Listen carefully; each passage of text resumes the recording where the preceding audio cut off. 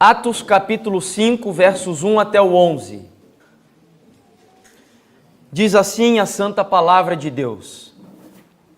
Entretanto, certo homem chamado Ananias, com sua mulher Safira, vendeu uma propriedade. Mas, em acordo com sua mulher, reteve parte do preço e, levando o restante, depositou aos pés dos apóstolos. Então disse Pedro: Ananias, por que encheu Satanás o teu coração para que mentisses ao Espírito Santo, reservando parte do valor do campo? Conservando-o, porventura, não seria teu, e vendido, não estaria em teu poder? Como, pois, assentaste no teu coração este desígnio? Não mentiste aos homens, mas a Deus. Ouvindo estas palavras, Ananias caiu e expirou. Sobreveio grande temor a todos os ouvintes. Levantando-se os moços, cobriram-lhe o corpo e, levando-o, sepultaram. Quase 3 horas depois, entrou a mulher de Ananias, não sabendo o que ocorrera. Então Pedro, dirigindo-se a ela, perguntou-lhe: Dize-me, vendestes, portanto, aquela terra? E ela respondeu: Sim, portanto. Tornou-lhe Pedro: Por que entrastes em acordo para tentar o Espírito do Senhor? Eis aí a porta aos pés dos que sepultaram teu marido, e eles também te levarão. No mesmo instante caiu ela aos pés de Pedro e expirou. Entrando os moços, acharam-na morta e, levando-a, sepultaram-na junto do marido. E sobreveio novamente grande temor a toda a igreja e a todos quantos ouviram a notícia destes acontecimentos. A igreja cristã estava em seus primórdios. Era ainda uma igreja, embora com suas falhas humanas, uma igreja santa, uma igreja pura, uma igreja que acabara de ter uma experiência profunda com Deus. O Espírito Santo fora derramado com poder, com intensidade. E Pedro, pregando o seu primeiro sermão cheio do Espírito Santo, conseguiu ter uma colheita de 3.000 almas. O capítulo 4 de Atos diz que uma nova experiência de pregação dentro do templo, mais uma quantidade de almas são acrescentadas pela pregação dos apóstolos. E agora a igreja já tem um acréscimo de mais 2.000 almas, e já são 5.000 na igreja cristã. Diz a palavra do Senhor que a experiência destes primeiros cristãos era uma experiência impressionante. Havia amor abnegado, havia altruísmo, havia liberalidade. A Bíblia diz que não havia necessitados na igreja. Eles tinham tudo em comum. Não que isso impedisse a individualidade de cada família, não é isso. Cada um tinha sua casa, cada um tinha os seus bens, mas eles partilhavam tudo. Se houvesse algum necessitado, eles repartiam, distribuíam, ajudavam. Os ricos serviam aos pobres e os pobres serviam aos ricos. Era assim que funcionava os primórdios da igreja de Deus. Não havia necessitado entre eles, diz a palavra do Senhor. Os últimos versículos do capítulo 4 do livro de Atos, que antecedem a experiência de Ananias e Safira no capítulo 5, dizem que um homem chamado Barnabé vendeu uma herança que ele possuía e ele depositou tudo aos pés da igreja apostólica. E isso fez com que Barnabé se tornasse um homem muito estimado pela igreja. Não por acaso ele foi separado com o apóstolo Paulo para ser o primeiro missionário enviado pela igreja cristã, pela igreja primitiva. E Ananias e Safira, vendo toda essa experiência, e diz Ellen White que eles ouviram a pregação dos apóstolos, logo depois que Jesus Cristo morreu, eles se converteram, foram batizados. No capítulo 4, verso 31, Ellen White diz que Ananias e Safira estavam entre aqueles que oravam pedindo o poder do Espírito Santo, e eles viram os sinais da manifestação da presença de Deus. Eles viram terremoto, eles viram fogo descer do céu e foram batizados com o Espírito Santo. Ou seja, Ananias e Safira foram impressionados com o senso e a intuição da própria presença de Deus. Entretanto, diz a Bíblia que eles fizeram um voto com o Senhor. E nesse voto que fizeram, decidiram, assim como Barnabé, vender uma propriedade que eles tinham. Mas depois, o seu coração, infelizmente, ainda tomado pelo egoísmo, mas ao mesmo tempo querendo se passar por bem perante a igreja apostólica, foi hipócrita. E eles fizeram um pacto com o Senhor de entregar tudo aos pés da igreja, mas no momento de entregarem tudo, disseram que entregaram tudo, enquanto na realidade estavam dando apenas uma parte. E a história segue contando qual foi a consequência. Ellen White diz no livro Atos dos Apóstolos, aqui é o texto, de Atos capítulo 5, verso 11, mostrando qual foi a reação da igreja com a atitude de Deus naquele momento. A Bíblia diz que a igreja foi tomada de grande temor, de grande respeito, poderíamos dizer talvez aqui até um certo medo, pelo que ocorreu com Ananias e Safira. E Ellen White diz no livro Atos dos Apóstolos, capítulo 7, que a infinita sabedoria viu que essa evidente manifestação da ira divina era necessária para impedir que a jovem igreja fosse o quê? Desmoralizada. Então Deus se manifesta em ira já no início da igreja primitiva. Eu costumo dizer que essa é uma daquelas histórias que muitos gostariam que não estivesse na Bíblia. Falar de um Deus irado parece contrastar, parece ser um paradoxo com a concepção moderna de um Deus de amor. Se nós, por exemplo, entendemos que o amor é um sentimento, como vimos ontem que alguns entendem assim, é difícil considerarmos que esse Deus que ama, ele ao mesmo tempo se ira e pune aos pecadores e transgressores e aqueles que violentam o seu amor. Os cristãos modernos evitam falar sobre esse assunto. Eu li certa vez alguém dizendo que os cristãos hoje consideram a ira de Deus como se fosse um atributo pelo qual eles precisam pedir até desculpas. Olha, e tentam dar sempre um jeitinho de explicar a ira de Deus de uma forma que não fira o coração da pessoa. Mas eu já me adianto em dizer algo para você. A ira de Deus, ela está agindo exatamente para ferir o coração das pessoas. Porque pessoas que não são feridas pela ira de Deus, que não entendem a justiça desse Deus, que é puro e santo, não apreciam o amor e a graça de Deus como deve ser apreciada. Esse é o grande problema. E é para isso que existe uma das razões pelas quais existe a ira de Deus. Cristãos hoje temem falar sobre esse assunto. Dizem que ateus estão aí porque eles não aceitam de maneira nenhuma a concepção de um Deus irado. Dizem que não é politicamente correto, como eu citei ontem muitas vezes esse termo, falar de um Deus irado. De que um dia eu e você teremos que nos assentar perante um trono branco, perante um Deus limpo, um Deus que não tem mancha nenhuma, para prestar contas de tudo aquilo que fizemos na nossa vida. Imagine, o pastor Marcos fez uma oração aqui agora há pouco, pedindo que Deus limpasse até mesmo os nossos pensamentos. Sabe por que isso?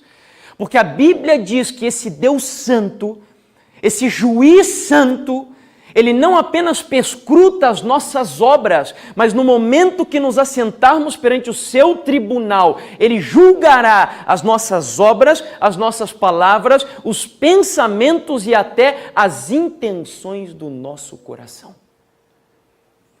Falar isso nesse mundo que vivemos não é nada legal. E uma filósofa judia chamada Hannah Arendt, no livro Origens do Totalitarismo, ela descreve exatamente o que eu acabei de dizer aqui para vocês. Talvez nada melhor do que a perda da fé num julgamento final distinga tão radicalmente as massas modernas daquelas dos séculos passados. Os piores elementos perderam o temor e os melhores perderam a esperança. Ela descreve as massas modernas como caracterizada por pessoas que perderam a fé no julgamento final. Isso é um baita de um problema. Eu sei que nós temos alguns aqui que são advogados, alguns professores até da área de direito, E eles com certeza vão concordar comigo que um dos grandes problemas do nosso país hoje, da falta de moral, da falta de segurança, da violência generalizada, da violência desenfreada, sabe o que é isso? É a sensação de impunidade que a legislação brasileira produz sobre a vida dos cidadãos brasileiros. Pessoas que têm o senso de impunidade se sentem livres para desenfreadamente pecarem à vontade e transgredirem a lei, seja ela humana ou divina. Diz ainda um outro autor evangélico no livro Com Vergonha do Evangelho, na página 153, que a ira de Deus está quase completamente ausente nas pregações modernas do Evangelho. Não é elegante falar sobre a ira de Deus contra o pecado ou anunciar às pessoas que elas devem temer a Deus. Olha que grande desafio para você que é um adventista do sétimo dia.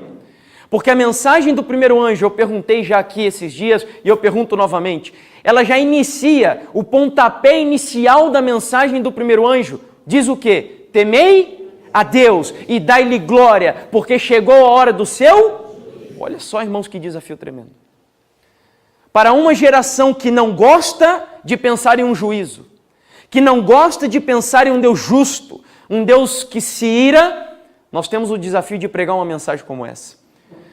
Ainda no mesmo livro, na página 69, ele diz: pecadores arrogantes que com grande temor deveriam se aproximar de Deus, são encorajados a abusarem da sua graça. Os pecadores nada ouvem acerca da ira divina. Isto é tão errado quanto pregar uma heresia. Sabe por quê? Muitas vezes nós estamos evangelizando hoje adúlteros, fornicadores, pessoas que não amam a Deus, pessoas que não estão nem aí para o evangelho e para a igreja. E nós estamos evangelizando essas pessoas ímpias, depravadas, sujas, dizendo a elas: Deus te ama, Deus tem um plano maravilhoso para a tua vida. Deus, Ele é muito gracioso, Ele te ama profundamente. É lógico que essa pessoa vai achar isso lindo, maravilhoso. Ela vai até se batizar na igreja, mas você acha que ela vai apreciar o amor de Deus? É claro que não. É por isso que a ira divina é necessária dentro da pregação também do Santo Evangelho. E o último texto que eu mostro nesse início é um texto, uma citação na realidade. Ellen White cita um autor no livro Grande Conflito, capítulo 27. Eu sugiro a você que leia todo esse capítulo, por sinal. É muito importante a leitura desse capítulo. E ela vai dizer assim: a tendência do púlpito moderno é separar da benevolência divina, ou seja, o amor de Deus, a justiça divina, a ira de Deus. Reduzir a benevolência a um sentimento, ao invés de exaltá-la a um, que é o amor que vimos ontem. O amor de Deus não é um sentimento, é um princípio. A ira de Deus é uma das várias atribuições de sentimentos humanos à divindade. Para nós entendermos como é o caráter de Deus, Deus usa alguns sentimentos humanos para nós entendermos como Ele age, quem Ele é. Isso em teologia se chama antropopatia, se eu não me engano, que são sentimentos humanos atribuídos à divindade. E ira, no idioma original, significa literalmente aborrecimento, agitação, sofrimento, nojo, irritação, indignação e cólera. São alguns significados para o termo ira. Uma das dificuldades que nós temos para aceitar que Deus é um Deus que se ira é porque nós temos uma concepção humana de ira. Seres humanos, quando se iram, ficam nervosinhos, brabos, e normalmente é uma ira egoísta.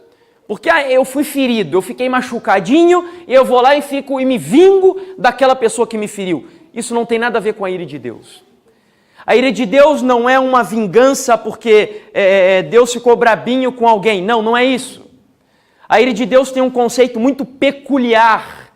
Ela é uma reação natural do caráter de um Deus santo. Por isso que nós estudamos primeiro a santidade. Para entender a dimensão, a altura inatingível, inalcançável de Deus, incomparável. Então, a ira não é que assim, Deus, acontece alguma coisa e Deus diz assim, agora eu vou me irar. Não. Mas a ira é uma reação natural de Deus. É natural. Diz a serva do Senhor, que Deus, como um matemático, ele tem uma conta lá no céu, que eu não sei como isso acontece, mas diz que quando esses algarismos atingem um limite, Deus então ele manifesta aquilo que Isaías chama da sua obra estranha. Porque a ira de Deus é uma obra estranha para o caráter de Deus. Se não fosse a entrada do pecado, nós nunca conheceríamos a ira de Deus. A ira de Deus é um atributo passageiro. É um atributo que chegará um momento no qual ele será novamente velado naquele Deus invisível e não mais aparecerá. Porque a sua própria ira exterminará pecado e pecadores em nome de Jesus. Então ela vai ser escondida novamente, a partir do momento que for satisfeita. Bom, abra sua Bíblia em Romanos capítulo 1, versículo 18. E vejam como o apóstolo Paulo inicia esse livro, que é o livro conhecido como a maior exposição do Evangelho, que estudamos recentemente na escola sabatina. Vejam que antes de Paulo começar a tratar em Romanos sobre a graça, sobre a justiça, o perdão, a salvação, ele vai começar no versículo 18, tratando sobre um atributo de Deus. E olha qual é o atributo de Deus que ele vai apresentar primeiro no livro de Romanos. Explicar. A ira de Deus se revela do céu contra toda impiedade e perversão dos homens que detêm a verdade pela injustiça. Ou seja, a ira é uma ira revelada, como eu acabei de dizer. Se Deus não a revelasse, nós não a conheceríamos. Existem vários atributos de Deus que só foram manifestos por conta do pecado. A ira não é o único deles. Vocês sabem mais algum atributo que só foi manifesto por causa do pecado? Alguém sabe? Que os anjos não conheciam? A misericórdia de Deus. Sabe outro atributo que os anjos também não conheciam de Deus? A graça de Deus. Sabe aquele hino, se eu não me engano é o hino 80 do nosso inário, que diz assim: Santo, Santo é o canto de anjos bons, eu hei de um dia unir a vós a tais aclamações, mas quando eu lhes contar a história desta redenção, mudes não podem compreender tão grande salvação. Sabe o que esse hino está mostrando? Que quando nós chegarmos no céu, os anjos vão se assentar aos teus pés para que você explique para eles o que é a graça e a misericórdia de Deus, porque eles não experimentaram isso na vida deles. E eles vão se espantar quando nós, seres humanos pecadores redimidos, começarmos a explicar para os anjos do céu, seres que não caíram, os atributos graciosos, bondosos e misericordiosos desse Deus. Eles vão se espantar com isso. Voltando então aqui, o texto de Romanos diz que essa ira é uma ira revelada. E ela é revelada por intermédio do plano da redenção e da revelação dos seus atributos. E o texto diz que essa ira, ela é revelada contra a impiedade e a injustiça dos homens. Qual que é a diferença entre impiedade e injustiça? Impiedade é pecado contra Deus, diretamente falando. É uma transgressão da primeira tábua dos 10 mandamentos. Então a ira de Deus, ela se manifesta na vida de pecadores que se rebelam contra Deus em primeiro lugar. Mas ela também se revela contra toda injustiça. Injustiça são pecados contra o nosso próximo. A segunda tábua. Portanto, em síntese, em conclusão, a ira de Deus, ela se revela, se manifesta quando nós ofendemos a Deus e quando nós pecamos contra o nosso próximo. Como? Através do nosso orgulho contra Deus, através de idolatria contra Deus, quando não guardamos o sábado devidamente, ofendemos a Deus.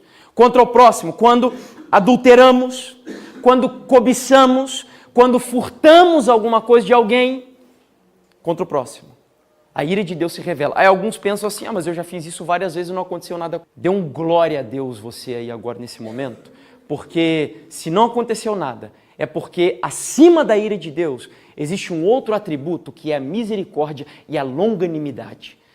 A Bíblia diz que Deus é tardio para a ira, mas ai daquele que atinge os algarismos do Senhor. O salmista diz que ele preferia cair na mão dos homens do que cair nas mãos de Deus, quando a ira de Deus se manifesta. O pastor Emilson Reis, pastor da Igreja Adventista do Sétimo Dia, ele vai dizer definição do que é ira. Ira é a reação da natureza divina diante do mal. É uma indignação judicial contra a impureza e frequentemente se exprime por meio de punições. No livro, esse já é um autor evangélico, a W. Pink, Os Atributos de Deus, no capítulo 6, a ira de Deus é sua eterna ojeriza por toda a injustiça. É o desprazer e a indignação da divina equidade contra o mal. É a santidade de Deus posta em ação contra o pecado. Então a ira é o quê? Ela é simplesmente um instrumento da santidade. Eu já vou explicar isso mais à frente. Aí você deve estar se perguntando, mas é importante estudar sobre a ira de Deus? O que você acha? Você acha que é fundamental estudar sobre esse assunto, sim ou não? Com certeza. Se não fosse o apóstolo Paulo, não começaria o seu livro mais belo, que é Romanos, tratando no capítulo 1, 2 e 3 sobre a ira. Depois dê uma lidinha lá. Você vai ver que antes dele falar da salvação, da graça, da misericórdia, etc., ele fala da ira. Eu queria lhes mostrar aqui algumas coisas. Você sabia que a Bíblia, ela fala mais sobre a ira de Deus, sobre o lago de fogo, sobre as punições de Deus, do que o amor de Deus? Se você tiver curiosidade, faça uma investigação depois. Mas, por exemplo, vou citar alguns textos aqui. Salmo capítulo 7, verso 11. Deus é justo juiz. Deus que sente indignação quantos dias? Se você abrir aí a tua Bíblia, as versões Almeida corrigida e fiel, você vai ver que a Bíblia vai dizer assim, Deus é justo juiz. Deus, um Deus que se ira todos os dias. Aí eu te pergunto, por que você acha que Deus se ira todos os dias? Como que você acha que esse Deus santo está se sentindo durante esses dias de carnaval? Todos os dias a raça humana bebe o pecado como água, diz a Bíblia. Isso causa aversão no caráter santo de Deus. É repulsivo para esse Deus santo ver pecado. Irmãos, ele é onisciente. É onisciente. Os olhos dele estão presenciando tudo o que está acontecendo no planeta Terra todos os dias, a todo tempo. Eu tenho certeza que nesse momento o Espírito Santo está tocando no teu coração, jovem principalmente, mostrando, por exemplo, para você que esse Deus que perscruta, que é onisciente, infelizmente esse é um outro problema da nossa geração, a perda da intuição da presença divina. E isso nos faz pensar que quando nós estamos longe dos olhos dos nossos pais, quando nós estamos longe dos olhos do pastor da igreja, que não tem problema o que eu faço. O que está dentro do conteúdo do meu celular, só eu sei o que está ali. Então o celular tem pornografia, não tem problema. O pastor não vai saber. O ancião da igreja não vai saber. Aí eu venho na frente da igreja e canto, louvo a Deus, pecando, ofendendo o caráter desse Deus lá às escuras, à escondida. Querido, você não tem ideia de que esse Deus ele está presente em todos os lugares por onde você anda e por onde você vai. A perda da intuição da presença de Deus é um outro problema grave dessa nossa geração. Deus se ira todos os dias, isso que eu estou falando de um pecado só. Imagine isso sendo praticado por mais de 7 bilhões de seres humanos que habitam esse nosso mundo caído. Isso ofende a Deus. E a Bíblia diz que ele se ira todos os dias. Olha só um outro texto, esse do próprio Jesus. Qual é o versículo mais conhecido da Bíblia? Qual é? João 3? O que diz o texto? Vamos lá, mais alto. Eu vou puxar aqui e vocês falam. Porque Deus amou o mundo...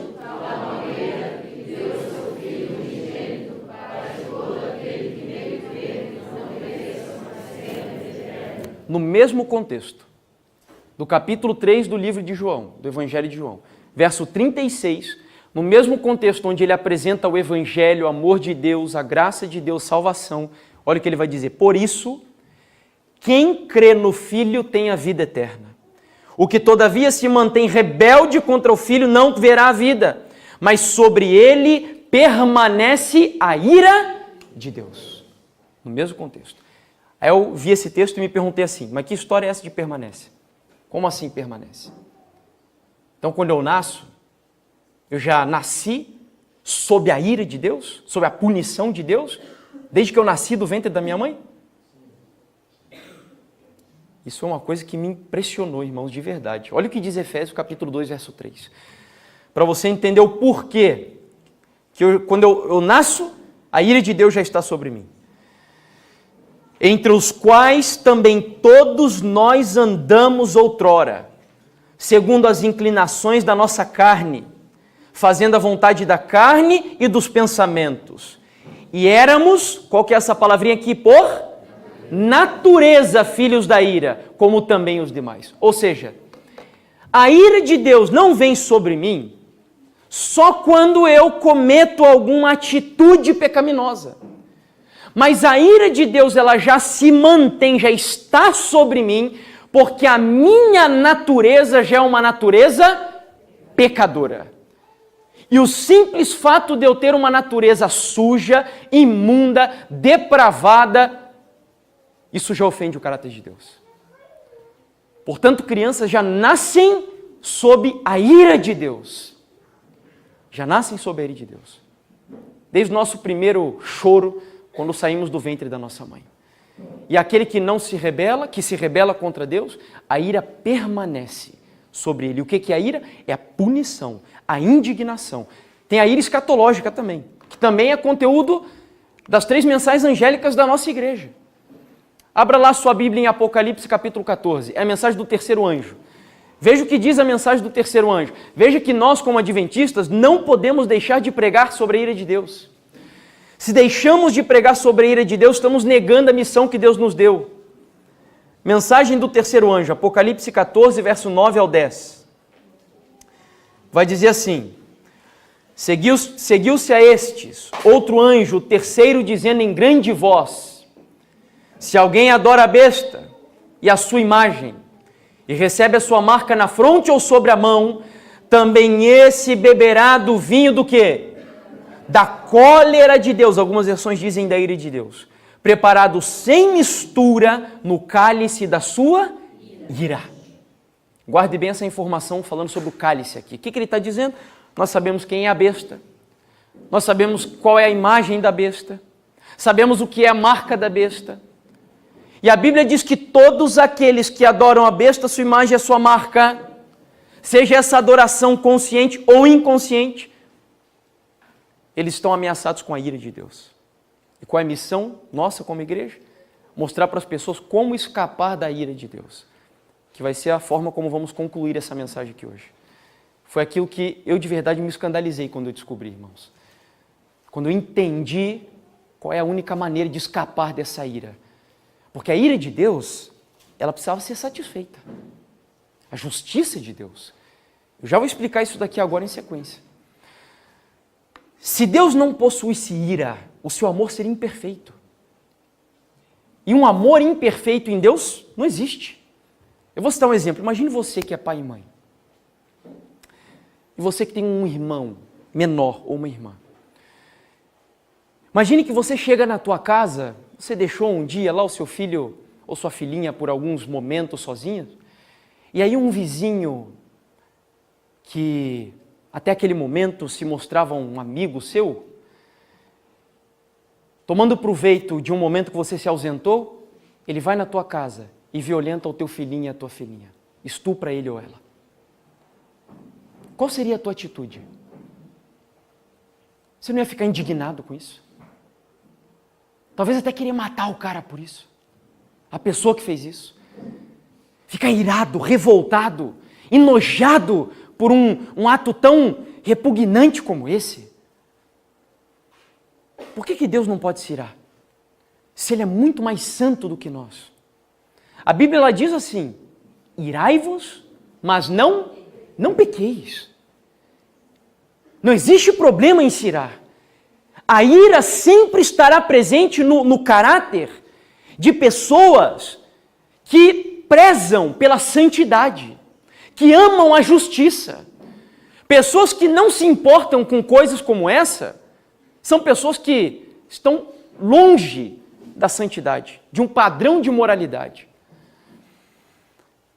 Diz o livro de Salmos, capítulo 45, verso 7, se você quiser abrir a sua Bíblia para verificar o texto, que Deus ama a justiça, mas Ele odeia a iniquidade. Lembra que eu falei ontem que Deus odeia? E Deus odeia a iniquidade, Deus odeia o pecado. Deus não tem egoísmo no seu caráter, mas ódio ao pecado Ele tem. Deus odeia o pecado. E deixa eu citar aqui a forma como isso acontece para você entender. Imagine o seguinte, preste atenção. Deus é um Deus santo, como nós vimos no segundo tema, um Deus puro. Um Deus que não tem mancha na sua personalidade. Ao mesmo tempo, Deus tem um outro atributo que eu não tive tempo para tratar sobre ele aqui. Deus é um Deus justo. O que significa ser justo? Ele é reto. Não existe mudança nem sombra de variação em Deus. Deus é preciso, reto, justo. Quando Deus ele estabelece algo, e esse algo é transgredido, ou quando o seu caráter santo é ofendido, naturalmente a sua santidade demanda que a justiça seja feita. E o instrumento da santidade e da justiça é a ira. Então Deus foi ofendido, a sua santidade foi ofendida, o seu amor foi ofendido, e a ira agora é o instrumento de punição da justiça de Deus. Porque não pode, Deus não é como os seres humanos, que, por exemplo, você colocou uma regra aí lá no local onde você mora, aí a regra foi transgredida, você dá um jeitinho, né? Joga lá para debaixo do tapete e tal. Não. No governo de Deus, quando Deus diz algo, esse algo precisa ser cumprido à risca. Diz a Bíblia que o caráter dos cristãos que refletem o caráter de Deus é sim, sim ou não, não. Não tem meio termo. Deus é reto, é justo. Pastor Emilson Reis, no livro A Ira de Deus no Mundo dos Homens, vai explicar como isso acontece, essa mistura desses caráteres, dessa personalidade de Deus, caracteres, né? Atributos.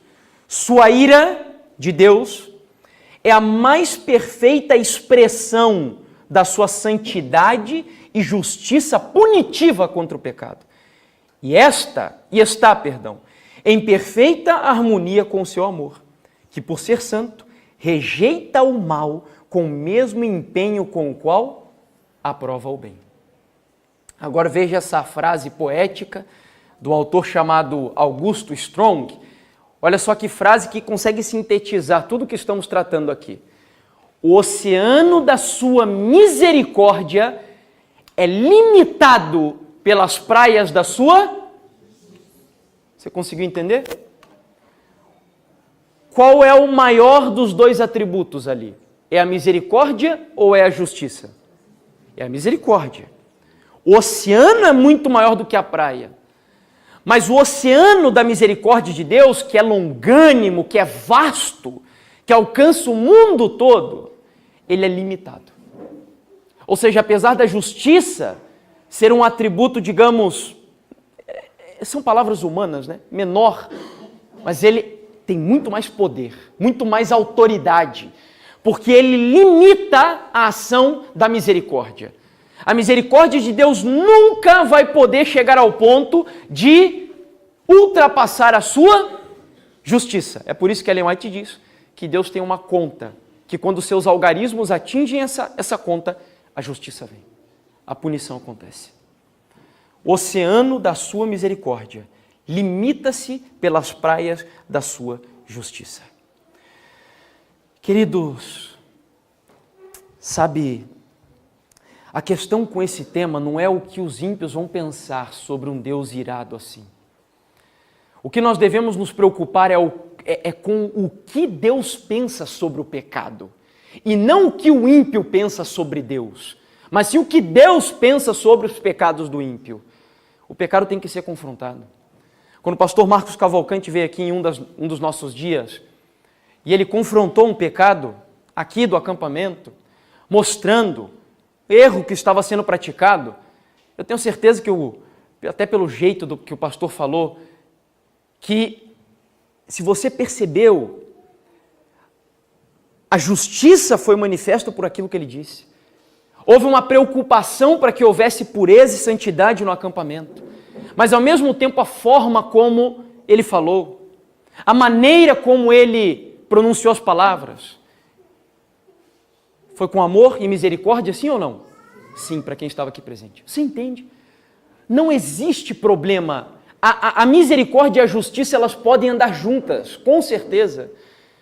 Mas nós não podemos de maneira alguma abrir mão, ou melhor, defender a misericórdia, a tolerância, o amor, em detrimento da justiça, da ira. Jamais. O pecado tem que ser confrontado. Foi o que Deus fez com Ananias e Safira. Ele foi lá, Deus não estava preocupado com a igreja cheia. A igreja estava enchendo. Mas a maior preocupação dele não era a igreja cheia. A maior preocupação dele era uma igreja santa, em nome do Senhor Jesus. Essa era a preocupação dele. E é por isso que ele vai e confronta o pecado de maneira direta. Ananias e Safira, morreram. Para produzir temor. Estamos chegando aqui ao final do tema. E antes de concluir com a questão como escapar da ira de Deus, eu digo para você que a ira de Deus se manifesta de várias formas distintas, várias maneiras diferentes. Deus, ele usa às vezes os anjos para punir. Deus usa até animais para punir. Lembra de alguma história da Bíblia que Deus usou um animal para punir o pecador ou os pecadores? Lembra de alguma história? Quem? A história de Balaão, muito bem lembrada. Que outra história mais? A de Balaão ainda foi bem misericordiosa, né? Com os jovens que estavam zombando de Eliseu. Exato, profeta Jonas, Deus usou a baleia. Tem uma outra história um pouquinho mais desconhecida de um profeta que vai lá repreender o rei Jeroboão. Deus disse para ele que não era para ele voltar por um determinado caminho. Aí ele vai e volta por aquele caminho e um leão consome ele, come ele. Então Deus usa animais. A Jezabel, ela foi lançada de cima, né? Depois o cachorro só fez a limpeza só, da sujeira que ficou. Uzá não foi um animal, mas foi Uzá. O que aconteceu com Uzá foi a intervenção direta de Deus. O que aconteceu ali na história, tá, de Uzá? Foi bem lembrado aqui pelo Sérgio. A Arca da Aliança era uma arca santa, representava a santidade de Deus. Deus tinha uma lei para aquela arca santa, não é para tocar quem não for levita de uma tribo determinada. Uzá era levita, não sei se você sabia, mas ele não era coatita, não era da família de Arão. Ele era coatita, e os coatitas não podiam tocar na arca, ele sabia da lei. Entretanto, mesmo sabendo da lei, ele foi com a sua mão impura. Ellen White diz que Uzá tinha pecados não confessados. Não sei se você sabia disso. Eu não entendi aquela história, né? Poxa, mas Uzá foi lá e ele simplesmente cuidou para a arca não cair. Mas Ellen White diz que Uzá tinha pecados escondidos na vida dele. E quando ele toca na arca com a sua mão impura, de maneira irreverente, ele é fulminado.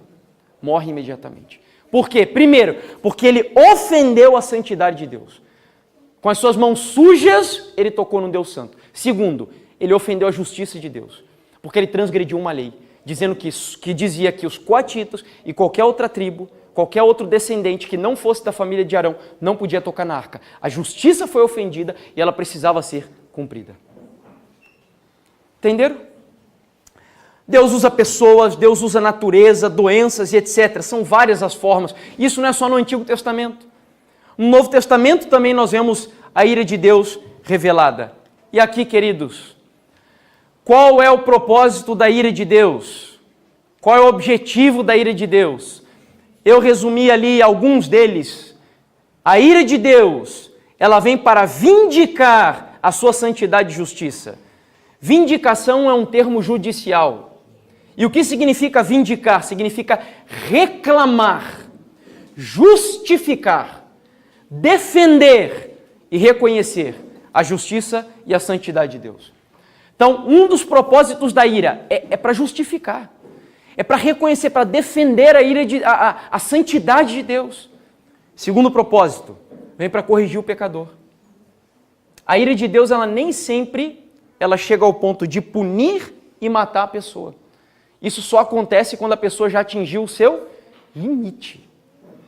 Mas normalmente a ira de Deus ela vem em gotas. E Deus permite que nós soframos, passemos por dificuldades e aflições para sermos corrigidos. Portanto, se você está sendo hoje alvo da ira de Deus, louvado seja Deus, porque Deus diz que Ele ama e repreende, que Ele disciplina e repreende aqueles que Ele ama. É sinal de que Ele te ama e Ele quer te salvar. Terceiro ponto, a ira também ela vem para que as pessoas temam a Deus. A ira de Deus também vem para que sirva de exemplo para outros. Porque quando eu vejo alguma pessoa que está em pecado, ofendendo a Deus, sofrendo a ira de Deus, o que eu vou fazer? Opa, eu não vou ultrapassar o limite. Vem para dissuadir o pecador de pecar, inibir ele. E o sexto ponto, ela garante o extermínio do pecado e de pecadores. O último parágrafo do livro O Grande Conflito traduz exatamente isso. Ellen White diz assim: o grande conflito terminou. Pecados e pecadores não mais existem. O universo inteiro está purificado. Graças a Deus, irmãos. Eu não vejo a hora desse momento chegar. Não vejo a hora desse momento chegar. Já basta desse mundo de pecado, irmãos. Os nossos pecados têm causado tanta desordem nesse mundo, tantas famílias destruídas, tantos lares desestruturados, tantas desgraças, tanta dor, tanto sofrimento, fome. Eu não vejo a hora de que o pecado e pecadores sejam erradicados e viver num mundo em paz, um mundo eterno, um mundo de tranquilidade, de santidade, de pureza. Mas para isso, nós precisamos, em primeiro lugar, cumprir uma missão. Como escapar dessa ira justa e santa de Deus? Só há uma forma. E o desejo de Deus não é que nenhum ser humano seja alvo da sua ira. Por isso nós temos uma missão a cumprir. Eu queria mostrar 2 textos para vocês. Do Stephen Chernock, puritano. Nem todos os vasos do juízo já derramados, ou por derramar, sobre o mundo ímpio, nem a chama ardente da consciência do pecado, nem a sentença irrevogável pronunciada contra os demônios rebeldes, nem o gemido das criaturas condenadas demonstram o ódio de Deus ao pecado, como demonstra a ira de Deus derramada sobre o seu próprio Filho. Um livro que esse autor escreveu, chamado The Existence and the Attributes of God, 134, na página 134, ele vai dizer o seguinte: nenhum dos poderosos atos de juízo de Deus oferece uma demonstração tão grande do ódio que ele tem contra o pecado, como a ira que foi derramada sobre o seu Filho. Meus irmãos, vocês se lembram do jardim do Getsemane? Vocês se lembram do que aconteceu naquele jardim, naquela quinta-feira à noite, quando Jesus estava ali agonizando? Vocês se lembram daquelas 3 orações que Jesus Cristo fez, dizendo: Pai, se possível, afasta de mim esse cálice. Afasta de mim esse cálice, Pai. Foram 3 vezes que Jesus orou. A serva do Senhor diz que quando Jesus saiu da Santa Ceia com os discípulos ficaram assustados. Porque ali, durante a ceia, Jesus estava normal. Estava triste, mas estava normal. Mas ela diz que quando ele sai da Santa Ceia e começa a se dirigir para o Getsemane, ela diz que Jesus começou estranhamente a cambalear o seu corpo. E diz que os discípulos tiveram que acudir Jesus porque ele iria cair no chão e eles não estavam entendendo o que estava acontecendo. Jesus então entra para aquele jardim, o jardim do Getsemane. E o sofrimento que o Cordeiro de Deus começou a sentir ali, irmãos, foi algo tão profundo, que a Bíblia diz que ele começou a suar gotas de sangue. Sangue começou a escorrer pelo seu corpo, irmãos. Mete a espada na bainha. Não beberei porventura o cálice que quem deu para Jesus beber? Quem deu o cálice para Jesus beber? O próprio Pai de Jesus. Era Deus.